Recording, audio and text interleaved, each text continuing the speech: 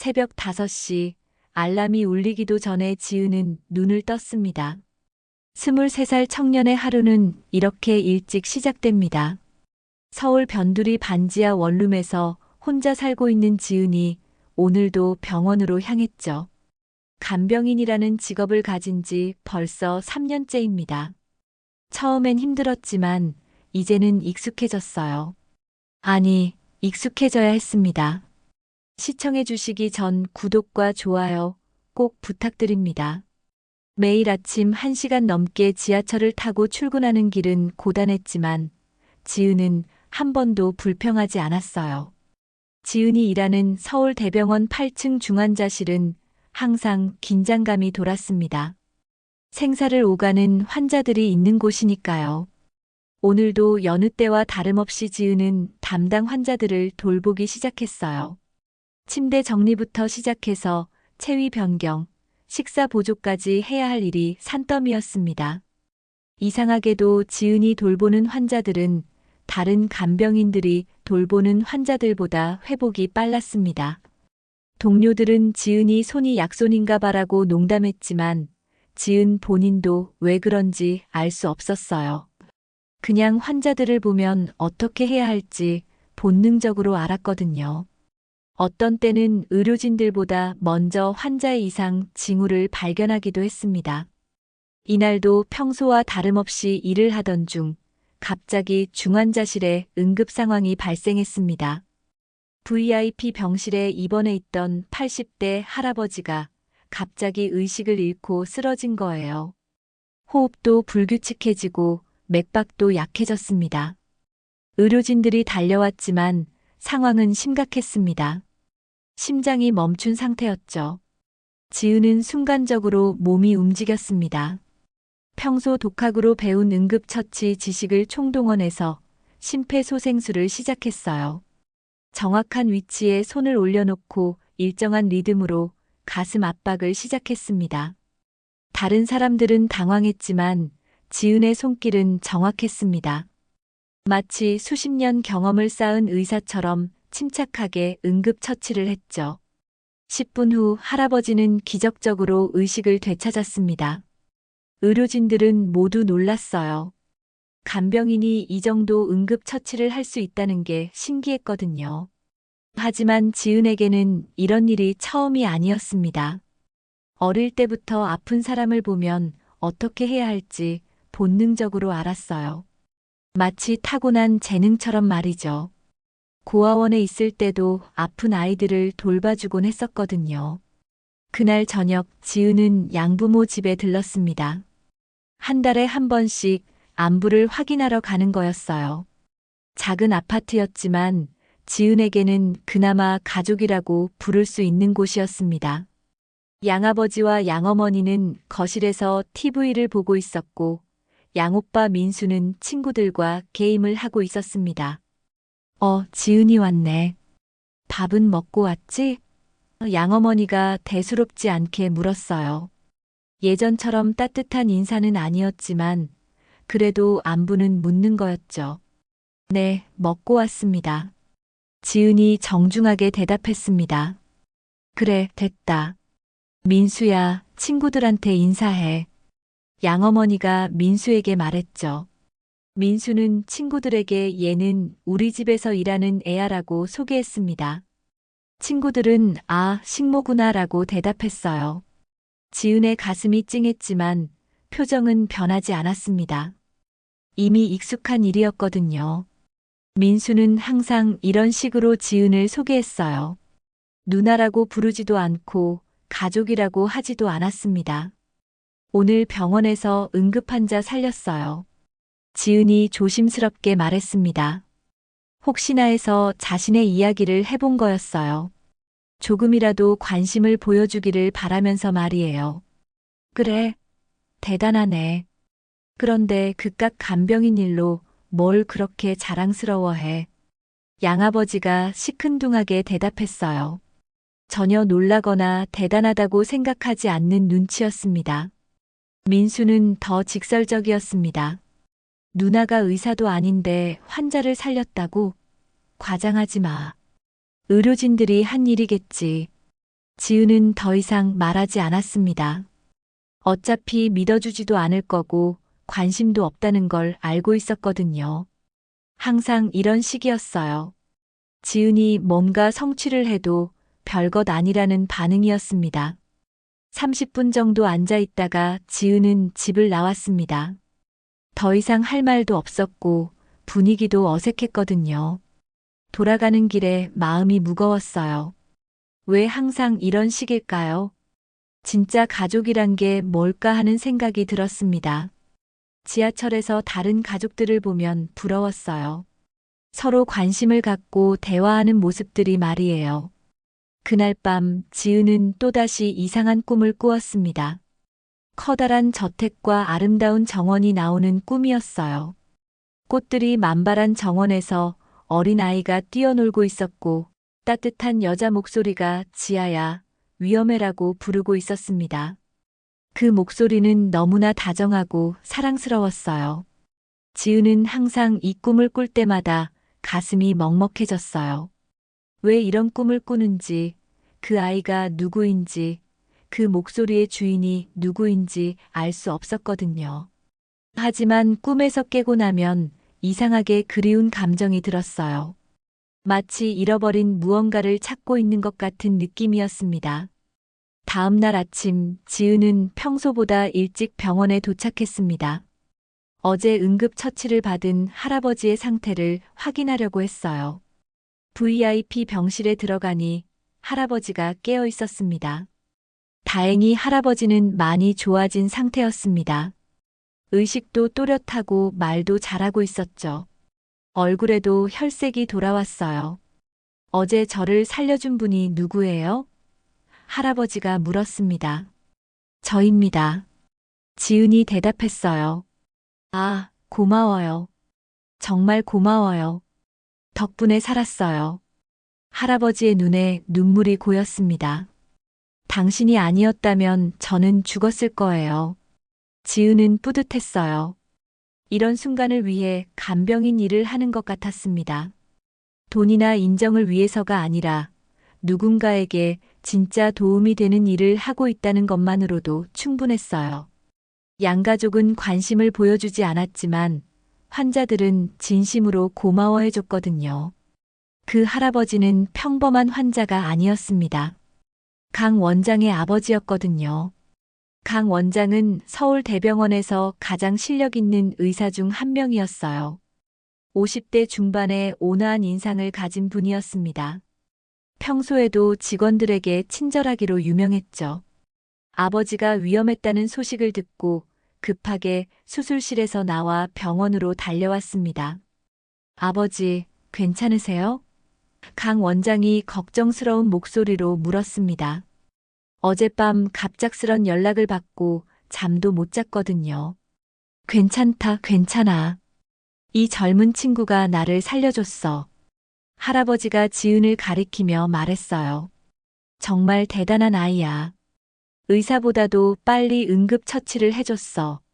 강 원장은 지은을 자세히 바라봤습니다. 간병인이 그 정도 응급처치를 했다는 게 신기했거든요. 그런데 이상한 일이 일어났어요. 강 원장의 시선이 지은의 목에 머물렀거든요. 지은은 항상 목걸이를 하나 차고 있었습니다. 작은 하트 모양의 JA라는 이니셜이 새겨진 예쁜 목걸이였어요. 고아원에서 나올 때부터 가지고 있던 유일한 물건이었습니다. 지은에게는 가장 소중한 보물이었어요. 혹시 그 목걸이. 강 원장이 말을 시작했지만 멈췄어요. 뭔가 확신이 서지 않는 듯 했습니다. 너무 놀라운 우연의 일치 같아서 말이에요. 아, 이거요? 어릴 때부터 가지고 있던 거예요. 지은이 목걸이를 만지며 대답했습니다. 특별한 의미가 있나요? 강 원장의 표정이 미묘하게 변했어요. 20년 전 대학 동창생 한 명이 딸을 잃어버렸다고 울면서 찾아온 적이 있었거든요. 그때 그 친구가 보여준 사진 속 아이가 바로 그런 목걸이를 하고 있었어요. 하지만 그럴 리가 없다고 생각했습니다. 너무 우연의 일치 같았거든요. 전국에 그런 목걸이를 한 사람이 얼마나 많겠어요. 특별한 의미는 잘 모르겠어요. 기억이 별로 없어서요. 지은이 말했습니다. 실례지만 성함이 어떻게 되시나요? 강 원장이 조심스럽게 물었습니다. 김지은입니다. 혹시 입양? 강 원장이 물으려다가 말을 멈췄어요. 너무 개인적인 질문일 수도 있다고 생각했거든요. 하지만 지은은 담담하게 대답했습니다. 네, 맞아요. 어릴 때 입양됐어요. 강 원장의 심장이 빨리 뛰기 시작했습니다. 설마 이런 일이 일어날 수 있을까요? 20년 전 잃어버린 친구의 딸이 지금 자신의 눈앞에 있다는 건가요? 하지만 확신할 수는 없었어요. 단순한 우연일 수도 있었거든요. 혹시 언제 입양되셨나요? 정확히는 모르지만 3살 때쯤이라고 들었어요. 기억이 별로 없어서요. 지은이 답했습니다. 양부모님이 말씀해 주신 걸로는 고아원에서 1년 정도 있다가 입양됐다고 해요. 강 원장은 더 이상 의심할 여지가 없었어요. 시기도 맞고 목걸이도 맞고 나이도 맞았거든요. 심지어 얼굴 생김새도 그 친구와 닮은 부분이 있었어요. 하지만 함부로 말할 수는 없었습니다. 만약 틀렸다면 지은에게 큰 상처를 줄 수도 있었거든요. 지은 씨, 실례가 안 된다면 연락처 좀 알 수 있을까요? 아버지를 살려주신 은인이니까. 나중에 제대로 감사 인사를 드리고 싶어서요. 강 원장이 말했습니다. 지은은 의아했지만 연락처를 알려줬어요. 뭔가 특별한 의도가 있는 것 같았지만 나쁜 느낌은 아니었거든요. 오히려 강 원장의 눈빛에서 따뜻함이 느껴졌어요. 강 원장이 병원을 떠난 후 지은은 계속 이상한 기분이 들었습니다. 왜 강 원장이 자신을 그렇게 유심히 봤을까요? 그리고 목걸이를 보는 눈빛이 왜 그렇게 이상했을까요? 마치 뭔가를 알고 있는 것 같은 표정이었어요. 그날 밤 지은은 평소보다 더 생생한 꿈을 꾸었습니다.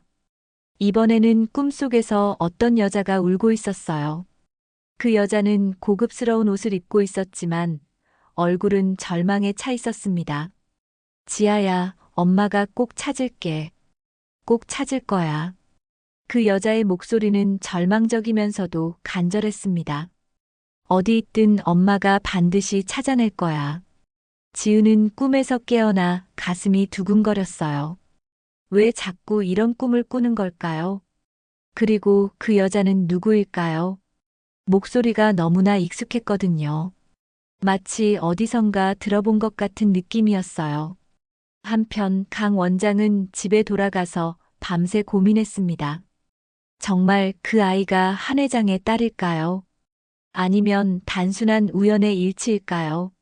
하지만 너무 많은 것들이 일치했어요. 나이, 시기, 목걸이까지 모든 게 맞아떨어졌거든요. 그리고 얼굴 생김새도 한 회장과 닮은 부분이 분명히 있었어요. 강 원장은 20년 전을 떠올렸습니다. 한 회장이 울면서 찾아와서 딸의 사진을 보여주며 도움을 청했던 그때를 말이에요. 그 사진 속 아이가 바로 지금의 지은과 똑같은 목걸이를 하고 있었거든요. 강 원장은 결국 결심했습니다. 내일 한 회장에게 연락해보기로 말이에요. 20년 전부터 딸을 찾고 있는 그 친구에게 이 소식을 전해야겠다고 생각했습니다. 만약 정말 그 아이라면 이건 기적 같은 일이었거든요. 다음 날 아침 강 원장은 한 회장에게 전화를 걸었습니다. 여보세요, 한 회장님. 저 강민수예요. 아, 민수야. 무슨 일이야? 혹시 시간 있으시면 만나서 이야기할 수 있을까요? 아주 중요한 이야기가 있어서요. 강 원장의 목소리에서 긴장감이 느껴졌습니다. 다음 날 오후 지은이 병원에서 일하고 있을 때 놀라운 일이 일어났습니다. 중환자실 앞에 50대 여성 한 명이 서 있었거든요. 그 여성은 고급스러운 옷을 입고 있었지만 얼굴에는 긴장과 기대가 섞인 표정을 하고 있었어요. 그 여성은 지은을 보자마자 눈물을 흘리기 시작했어요. 마치 오랫동안 찾던 보물을 발견한 것처럼 말이에요. 지아야? 정말 지아야? 그 여성이 떨리는 목소리로 말했습니다. 손으로 입을 가리며 믿을 수 없다는 표정을 지었어요. 지은은 당황했어요. 자신을 지아라고 부르는 사람은 처음이었거든요. 그런데 이상하게 그 이름이 낯설지 않았어요. 죄송한데 저를 아세요? 지은이 조심스럽게 물었습니다. 나는 영희 이모야. 너의 진짜 이모. 영희가 눈물을 닦으며 말했어요. 20년 동안 너를 찾아다녔어. 정말 너 맞지? 우리 지아 맞지? 지은은 머리가 복잡해졌습니다. 갑자기 나타난 이 여성이 자신의 이모라고 하는데 믿어야 할까요? 하지만 영희의 눈빛에는 거짓이 없어 보였어요. 진심으로 자신을 찾아다녔다는 게 느껴졌거든요. 그리고 왠지 모르게 친근한 느낌도 들었어요. 제가 정말 당신의 조카일까요? 지은이 조심스럽게 물었습니다. 그럼 당연하지. 너는 한지아야. 내 언니의 딸이야. 영희가 확신에 찬 목소리로 말했어요. 3살 때 없어졌는데 이렇게 컸구나. 정말 예뻐졌다. 지은의 가슴이 두근거렸습니다. 한지아라는 이름을 처음 들었는데도 이상하게 익숙했거든요. 마치 자신의 진짜 이름을 찾은 것 같은 기분이었어요. 그리고 그 이름을 부를 때의 영희의 목소리가 꿈에서 들었던 목소리와 비슷했어요. 그럼 제 엄마는? 너의 엄마는 한진그룹의 회장이야. 한국에서 가장 큰 기업 중 하나를 운영하고 계셔. 영희가 말했습니다. 우리 언니야. 내가 없어진 후로 하루도 편히 잠든 적이 없어. 지은은 현실감이 없었어요. 자신이 재벌가의 딸이라고요? 말도 안 되는 소리 같았습니다.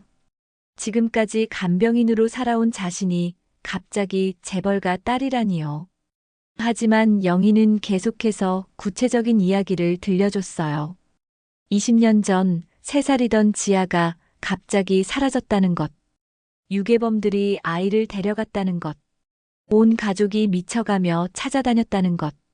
경찰도 사설탐정도 모두 동원했지만 찾을 수 없었다는 것. 사설탐정을 통해서 겨우 너를 찾았어. 고아원 기록을 하나하나 뒤져가면서 말이야. 영희가 설명했습니다. 20년 동안 포기하지 않고 찾았어. 언니가 얼마나 힘들어했는지 몰라. 지은은 혼란스러웠어요. 정말 자신이 그 아이일까요? 아니면 착각일까요? 하지만 영희가 보여준 어린 시절 사진을 보고는 확신이 섰습니다. 그 사진 속 아이가 자신과 똑같았거든요. 같은 눈, 같은 코, 같은 입술. 모든 게 일치했어요. 그리고 목걸이도 똑같이 하고 있었어요. 이 목걸이는 지은이 자신의 목걸이를 만지며 물었습니다. 내가 태어났을 때 엄마가 직접 만들어준 거야. 지아의 JA 이니셜로 말이야. 영희가 말했습니다. 이 세상에 하나밖에 없는 목걸이야. 엄마가 직접 디자인해서 만든 거거든. 지은은 목걸이를 만지작거렸어요. 20년 동안 자신과 함께했던 이 목걸이가 엄마의 사랑이었다니. 갑자기 눈물이 났습니다.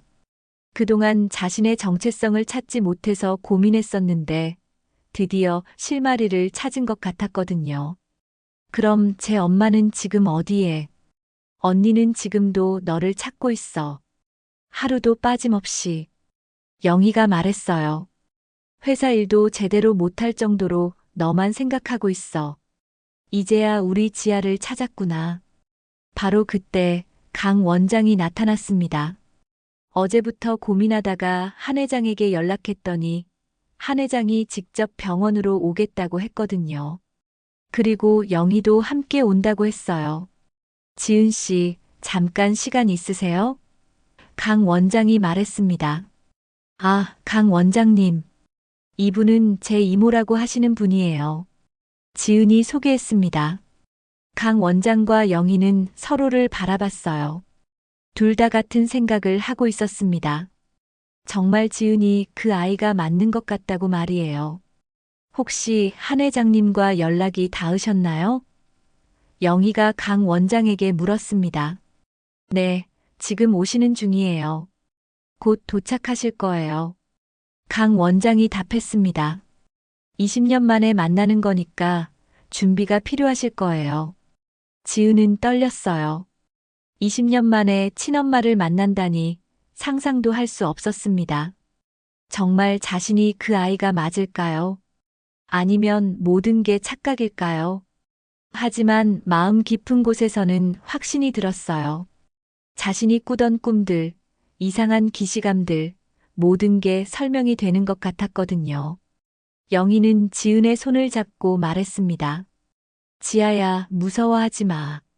엄마는 너를 보면 너무 기뻐하실 거야. 정말 제가 그 아이일까요? 지은이 불안해하며 물었습니다. 당연하지. 내가 어떻게 내 조카를 모르겠어. 어릴 때 내가 얼마나 예뻐했는데. 영희가 지은의 머리를 쓰다듬으며 말했어요. 30분 후 병원 로비에 검은색 고급 승용차가 도착했습니다. 차에서 내린 사람은 50대 중반의 우아한 여성이었어요. 비싼 정장을 입고 있었지만 얼굴에는 긴장감이 가득했습니다. 바로 한 회장이었죠. 20년 동안 딸을 찾아다닌 어머니였어요. 한 회장은 엘리베이터를 타고 8층으로 올라왔습니다. 각 층을 지날 때마다 심장이 더 빨리 뛰었어요. 20년 동안 기다려온 순간이 드디어 온 거였습니다. 중환자실 앞에서 영희와 강 원장, 그리고 지은을 보는 순간 한 회장의 다리에 힘이 빠졌어요. 20년 동안 찾아다녔던 딸이 눈앞에 있었거든요. 지은의 얼굴을 본 순간 확신이 들었습니다. 자신의 어린 시절 사진과 똑같았거든요. 지아야. 한 회장이 떨리는 목소리로 말했습니다.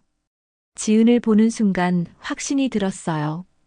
딸의 어린 시절 모습과 너무나 닮아 있었거든요. 특히 눈매와 코, 입술까지 모든 게 똑같았습니다. 심지어 서 있는 자세나 표정까지도 어릴 때 지아와 비슷했어요. 지은도 한 회장을 보며 이상한 감정을 느꼈어요. 처음 보는 사람인데도 왠지 그리운 느낌이 들었거든요. 마치 오랫동안 헤어져 있던 가족을 만난 것 같은 기분이었습니다. 꿈에서 봤던 그 여자와도 비슷한 느낌이었어요. 안녕하세요. 지은이 조심스럽게 인사했습니다. 어떻게 말해야 할지 몰라서 어색했어요. 엄마라고 부르기에는 아직 확신이 서지 않았거든요. 정말 우리 지아가 맞니? 한 회장의 눈에 눈물이 고였어요. 20년 동안 기다려온 순간이었습니다. 수없이 많은 가짜 정보들에 실망했었는데 이번에는 진짜인 것 같았어요. 하지만 강 원장이 조심스럽게 말했어요. 확실히 하기 위해서 DNA 검사를 해보시는 게 어떨까요? 과학적으로 확인하는 게 모든 사람에게 좋을 거라고 생각했거든요. 한 회장도 동의했습니다. 아무리 확신이 들어도 과학적으로 확인하는 게 맞다고 생각했거든요. 지은아, 괜찮겠니? 한 회장이 부드럽게 물었습니다. 네, 저도 궁금해요. 정말 제가 그 아이인지. 지은이 답했습니다. 사실 마음 한편으로는 두려움도 있었어요. 만약 아니라면 어떡하죠? 하지만 진실을 알고 싶었습니다. 그날 바로 DNA 검사를 진행했어요. 결과가 나오기까지는 3일 정도 걸린다고 했습니다. 그 3일 동안 지은은 마음이 복잡했어요. 정말 자신이 재벌가의 딸일까요? 믿기지 않았지만 한편으로는 기대도 됐습니다. 드디어 자신의 진짜 정체를 알 수 있을 거라는 생각에 설렜어요. 하지만 이 소식이 다른 사람의 귀에 들어가면서 문제가 생겼어요. 한진그룹의 경쟁사인 대성그룹의 최 부장이 이 정보를 입수한 거예요. 최 부장은 40대 후반의 야심 많은 사업가였습니다. 한진그룹을 무너뜨리고 자신이 그 자리를 차지하려고 늘 기회를 노리고 있었어요. 그는 한진그룹 내부에 스파이를 심어놓고 있었거든요. 한 회장의 딸이 나타났다고? 흥미롭군. 최 부장이 음험한 미소를 지었습니다. 이걸 잘 활용하면 한진그룹을 흔들 수 있겠는데. 최 부장은 즉시 지은에게 접근하기 시작했어요. 지은이 일하는 병원 근처를 며칠 동안 돌아다니며 기회를 노렸습니다. 마침내 지은이 퇴근하는 길에 병원 근처 카페에서 우연을 가장해서 만났어요. 실례합니다. 혹시 김지은 씨 맞나요? 최 부장이 정중하게 물었어요. 깔끔한 정장을 입고 있어서 신뢰감이 들었습니다. 네, 맞는데요. 누구세요? 지은이 의아해하며 답했습니다. 저는 대성그룹에서 일하는 최민호라고 합니다. 한 회장님과 관련된 중요한 이야기가 있어서요. 최 부장이 고급스러운 명함을 건네며 말했습니다. 지은은 의아했어요. 왜 갑자기 다른 회사 사람이 자신을 찾아왔을까요? 그것도 경쟁사라고 들었는데 말이에요. 무슨 이야기인가요? 한 회장님이 당신을 이용하려고 한다는 이야기입니다. 최 부장이 진지한 표정으로 말했어요. 이용한다니 무슨 뜻이에요?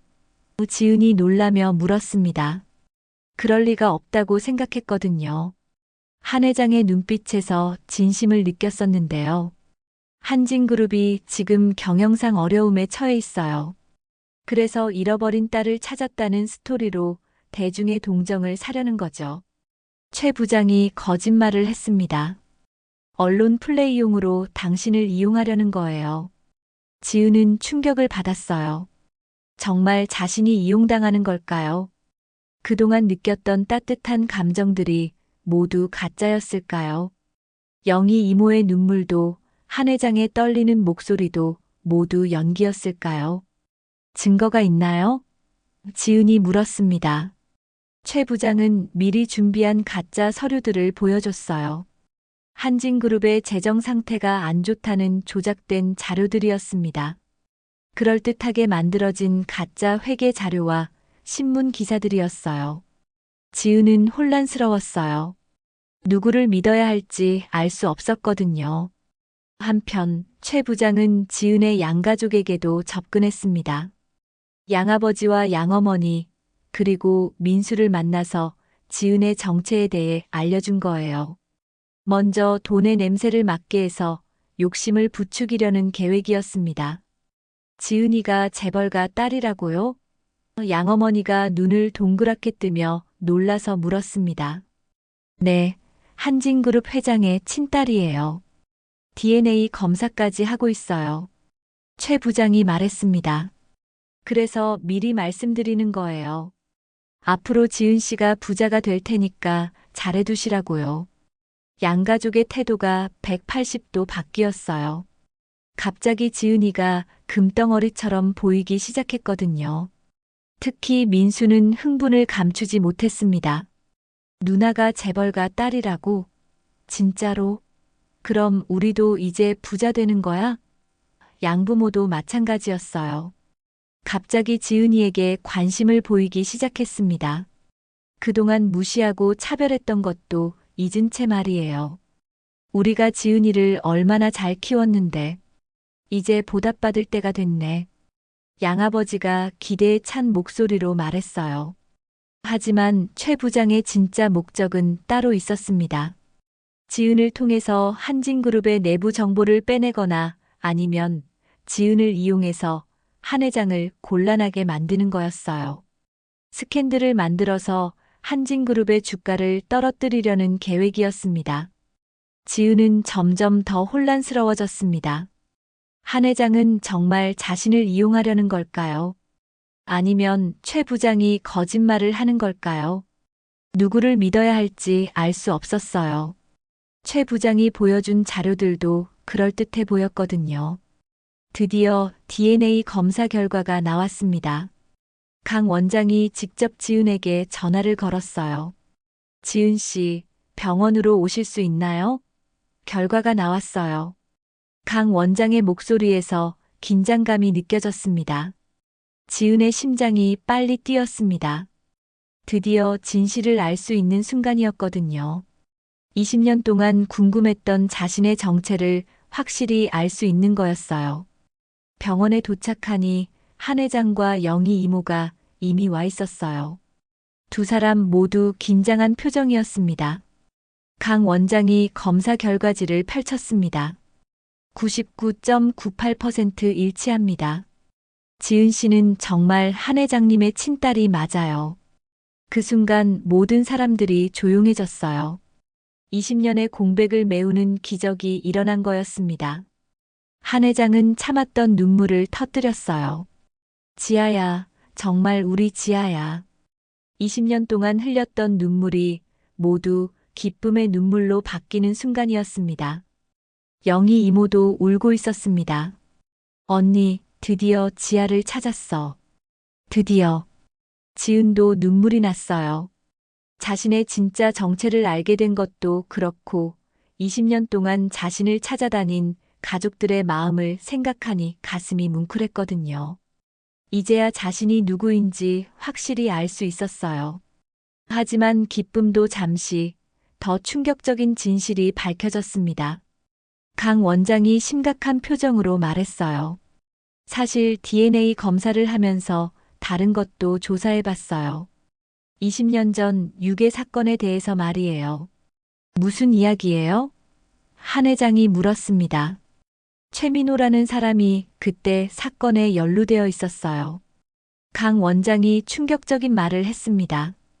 당시 대성그룹 신입사원이었던 최 부장이 한진그룹을 타격 주려고 유괴를 계획한 거였습니다. 모든 사람들이 충격을 받았어요. 최 부장이 지은의 인생을 망친 장본인이었다니요. 20년 전에는 한진그룹을 무너뜨리려고 유괴를 저질렀고 지금은 또다시 지은을 이용하려고 한 거였어요. 그런데 계획이 틀어져서 아이만 고아원에 맡기고 도망쳤던 거예요. 강 원장이 계속 설명했습니다.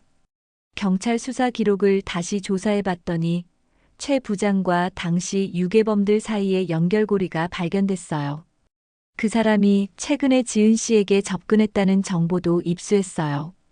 강 원장이 계속 말했습니다. 아마 또다시 한진그룹을 흔들려고 하는 것 같아요. 지은은 머리가 어지러웠어요. 자신을 도우려고 했던 최 부장이 사실은 자신의 인생을 망친 사람이었다니요. 그리고 한 회장을 이용한다고 했던 말들이 모두 거짓말이었던 거예요. 오히려 최 부장이 자신을 이용하려고 했던 거였습니다. 정말 그 사람이 저를 지은이 믿을 수 없다는 표정으로 물었습니다. 네, 20년 전에도 그랬고 지금도 마찬가지예요. 강 원장이 답했습니다. 한진그룹을 무너뜨리기 위해서라면 무엇이든 하는 사람이에요. 경찰에 신고해야겠어요. 한 회장이 분노에 찬 목소리로 말했습니다. 내 딸의 인생을 망친 놈을 그냥 둘 수는 없어요. 이미 신고했어요. 곧 체포될 거예요. 강 원장이 답했습니다. 경찰이 수사하고 있어요. 그날 저녁 최 부장은 경찰에 체포되었습니다. 20년 전 유괴 사건과 최근의 사기 행위, 그리고 기업 기밀 탈취 시도까지 모든 죄가 밝혀진 거였어요. 뉴스에도 크게 보도됐습니다. 대성그룹 임원, 20년 전 유괴 사건 배후 밝혀져 지은은 복잡한 심경이었습니다. 진실을 알게 된 것은 다행이었지만 자신의 인생이 한 사람의 욕심 때문에 완전히 바뀌었다는 사실이 화가 났어요. 20년 동안 차별받으며 살았던 이유가 모두 최 부장 때문이었거든요. 만약 유괴 사건이 없었다면 자신은 어떤 삶을 살았을까요? 한 회장은 지은에게 다가가서 말했습니다. 지아야, 이제 집으로 가자. 내가 있어야 할 곳으로. 20년 동안 비어있던 딸의 자리를 다시 채우고 싶었어요. 하지만 지은은 망설였어요. 갑자기 모든 게 바뀐다는 게 쉽지 않았거든요. 20년 동안 가난하게 살았는데 갑자기 재벌가 딸이 된다는 게 현실 같지 않았어요. 시간을 좀 주세요. 아직 정리가 안 됐어요. 지은이 솔직하게 말했습니다. 한 회장은 이해한다는 표정을 지었어요. 그래, 천천히 해도 돼. 엄마는 20년을 기다렸는데 조금 더 기다릴 수 있어. 영희 이모가 지은의 손을 잡았습니다. 지아야, 무리하지 마. 천천히 적응해도 돼. 그날 밤 지은은 양부모 집에 갔습니다. 최 부장이 이미 와서 모든 이야기를 해놨기 때문에 양가족은 지은의 정체를 알고 있었어요. 문을 열고 들어가니 분위기가 완전히 달랐습니다. 양어머니가 평소와는 180도 다른 밝은 웃음으로 맞이했어요. 어머, 지은아. 어서 와. 밥 먹었어? 평소에는 그냥 왔냐고 인사하던 양어머니가 갑자기 친절해진 거였어요. 심지어 슬리퍼까지 가져다 줬습니다. 민수도 마찬가지였어요. 누나 왔어? 앉아, 앉아. 갑자기 존댓말까지 하면서 친절하게 굴었습니다. 평소에는 어서 와라고 대충 인사하던 민수가 소파까지 털어주며 앉으라고 했어요. 지은은 씁쓸했어요. 자신이 재벌가 딸이라는 사실을 안 순간부터 태도가 바뀐 거였거든요. 그동안의 차별과 무시는 어디 갔을까요? 어제까지만 해도 하인 취급하던 사람들이었는데 말이에요. 지은아, 사실 우리가 널 얼마나 사랑했는지 몰라. 양아버지가 감동적인 목소리로 말했습니다. 정말 친딸처럼 키웠잖아. 내가 없었다면 우리 집이 얼마나 적적했겠어. 양어머니도 거들었어요. 맞아, 지은이가 와서 우리 집이 얼마나 활기차졌는지 몰라. 정말 고마웠어. 하지만 지은은 모든 게 거짓말인 걸 알 수 있었습니다. 어제까지만 해도 자신을 하인 취급했던 사람들이었거든요. 명절 때마다 입양아 주제라는 눈빛으로 바라봤던 사람들이 갑자기 사랑한다고 하니까 말이에요. 민수는 더 노골적이었어요. 누나, 이제 부자 되는 거지? 나도 좀 도와줘. 아예 대놓고 돈을 달라고 했습니다. 한진그룹이면 엄청 큰 회사잖아. 나도 취업 좀 시켜줘. 지은은 실망했습니다.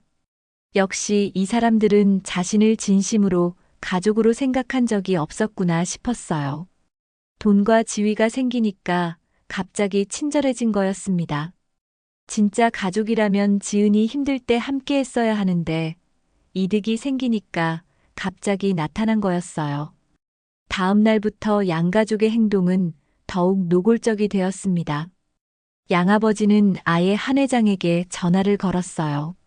안녕하세요, 한 회장님. 저는 지은이 양아버지입니다. 양아버지의 목소리에는 욕심이 가득했어요. 20년 동안 지은이를 키운 양육비를 좀 주셨으면 합니다. 정말 많이 힘들었거든요. 대학 등록금도 다 대줬고, 용돈도 주고, 옷도 사주고, 얼마나 돈이 많이 들었는지 몰라요. 하지만 이건 완전한 거짓말이었어요. 지은은 중학교 때부터 아르바이트를 해서 자신의 용돈을 벌었거든요. 대학 등록금도 장학금과 대출로 해결했고, 옷도 거의 사준 적이 없었어요. 한 회장은 어이가 없었습니다. 지은에게서 양가족이 어떻게 대했는지 이미 들었거든요. 하지만 정중하게 대답했어요. 그 부분은 지은이와 상의해서 결정하겠습니다. 양아버지는 실망했지만 포기하지 않았어요. 지은에게 직접 압박을 가하기 시작했거든요. 지은아, 우리가 너를 키우느라 얼마나 고생했는지 알지? 이제 보답할 때가 된 거 아니야? 양어머니도 거들었습니다. 맞아, 대학 등록금도 대출받아서 내줬잖아. 이제 갚을 수 있겠네. 하지만 지은은 기억하고 있었어요. 대학 등록금은 자신이 아르바이트에서 번 돈으로 낸 거였거든요. 양부모는 한 푼도 도와주지 않았어요. 오히려 내가 알아서 해라고 했었죠. 우리가 널 얼마나 아꼈는데. 친딸보다 더 사랑했어. 양아버지가 말했지만 지은은 웃음이 나왔어요. 친딸보다 더 사랑했다면 왜 민수와 차별 대우를 했을까요? 민수는 더욱 뻔뻔했습니다. 누나, 사실 나 항상 누나 좋아했어. 진짜 누나 같이 생각했다고. 그러면서 지은에게 용돈을 달라고 했어요. 누나가 부자가 됐으니까 나한테도 조금만 줘. 친구들한테 자랑하고 싶어. 지은은 한심했습니다. 어제까지만 해도 입양아 주제라고 말하던 사람이 갑자기 누나라고 부르니까 말이에요. 그것도 친구들한테 자랑하려고 돈을 달라니 정말 어이가 없었어요. 더 충격적인 건 양부모의 행동이었습니다. 동네 사람들에게 자랑하고 다니기 시작한 거예요. 우리 딸이 재벌가 딸이래요. 한진그룹 아시죠? 거기 회장님 딸이에요. 어머, 정말요? 그럼 이제 부자 되시겠네요. 그럼요, 우리가 그 아이를 얼마나 잘 키웠는데요. 친딸보다 더 아꼈어요.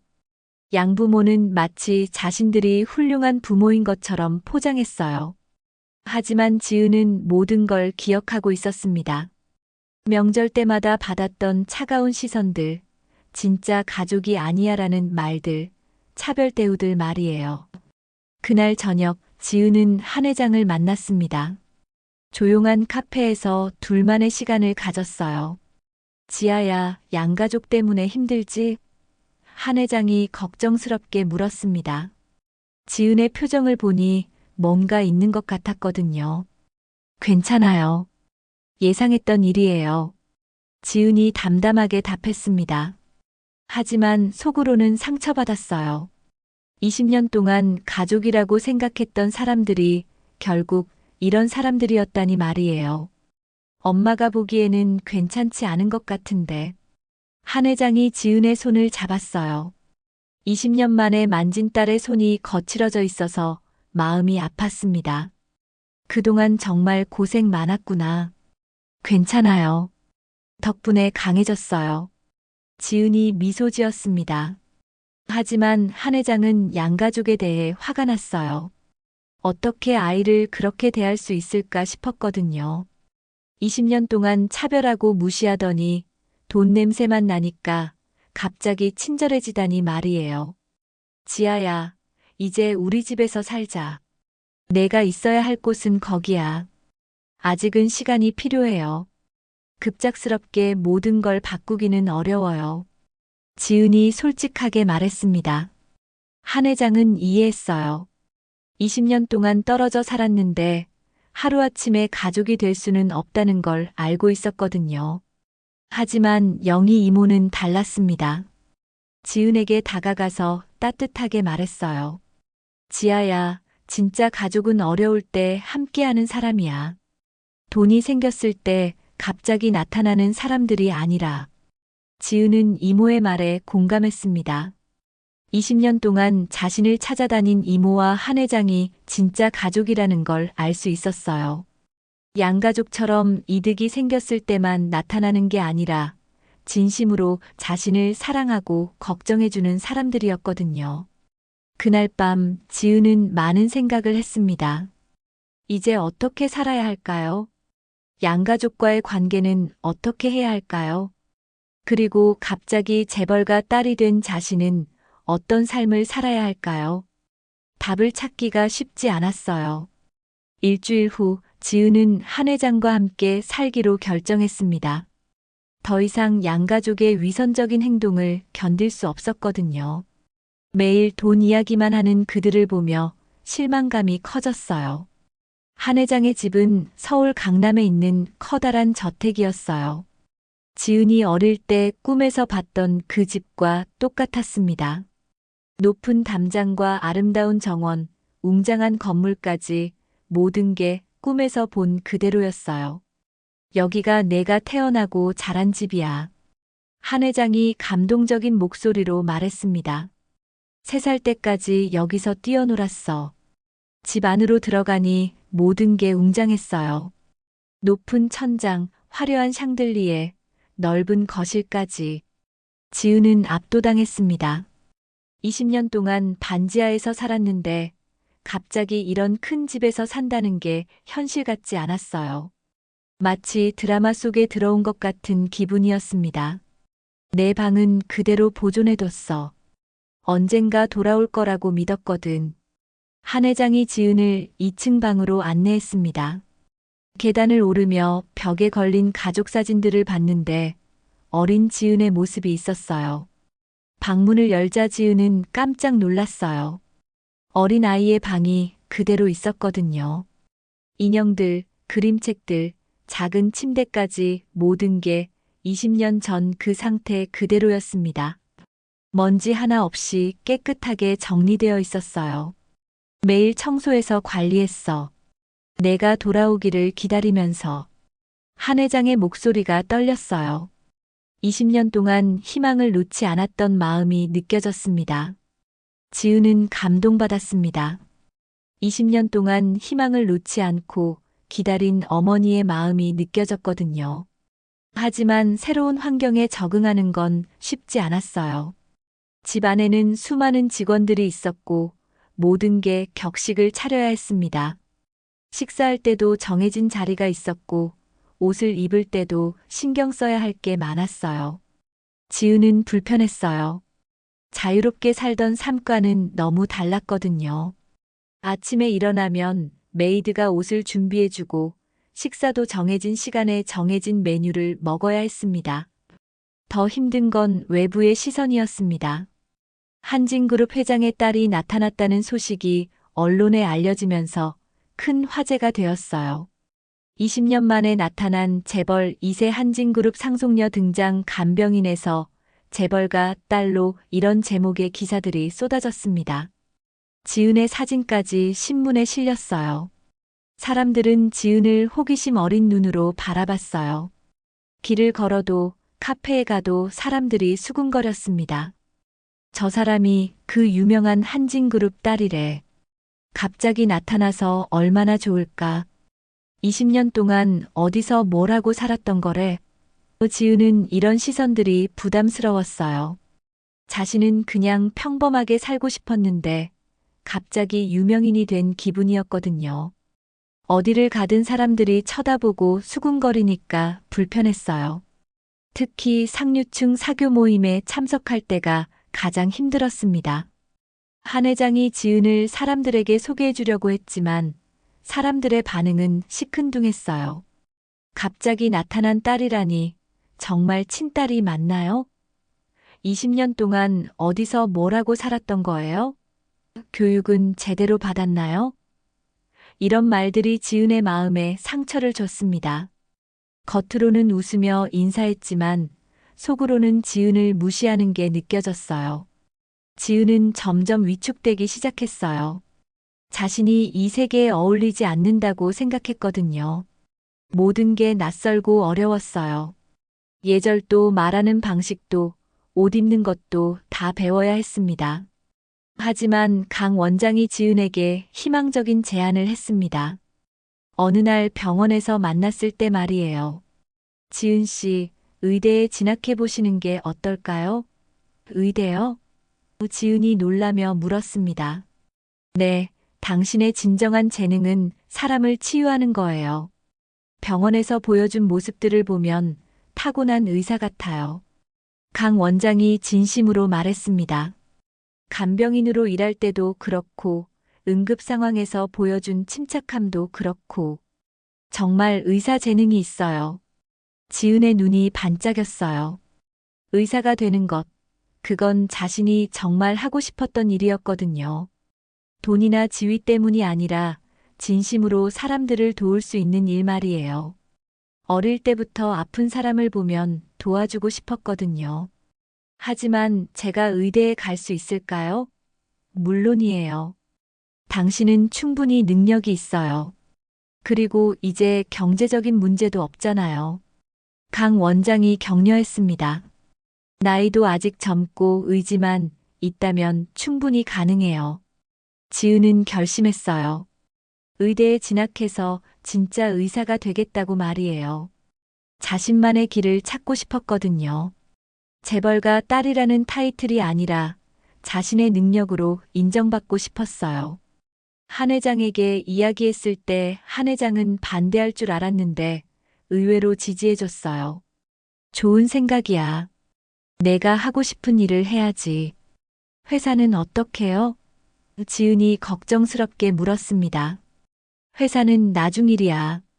지금은 내가 원하는 공부를 하는 게 먼저야. 한 회장이 따뜻하게 말했습니다. 엄마는 내가 행복한 게 가장 중요해. 지은은 감사했어요. 자신의 꿈을 지지해주는 진짜 가족이 있다는 게 행복했거든요. 양가족이었다면 의사가 되면 뭐 하냐, 회사나 물려받아라라고 했을 텐데 말이에요. 2년 후 지은은 의대에 성공적으로 진학했습니다. 처음에는 따라가기 힘들었지만 타고난 재능과 열심히 공부한 덕분에 좋은 성적을 거두고 있었어요. 특히 해부학이나 생리학 같은 기초 과목에서는 항상 상위권을 유지했습니다. 동기들도 처음에는 재벌가 딸이라며 선입견을 가졌지만 지은의 진실한 모습을 보고 인정하기 시작했습니다. 지은이는 정말 의사가 되려고 하는구나. 돈 때문에 공부하는 게 아니야. 진짜 환자들을 도우려고 의대에 온 거야.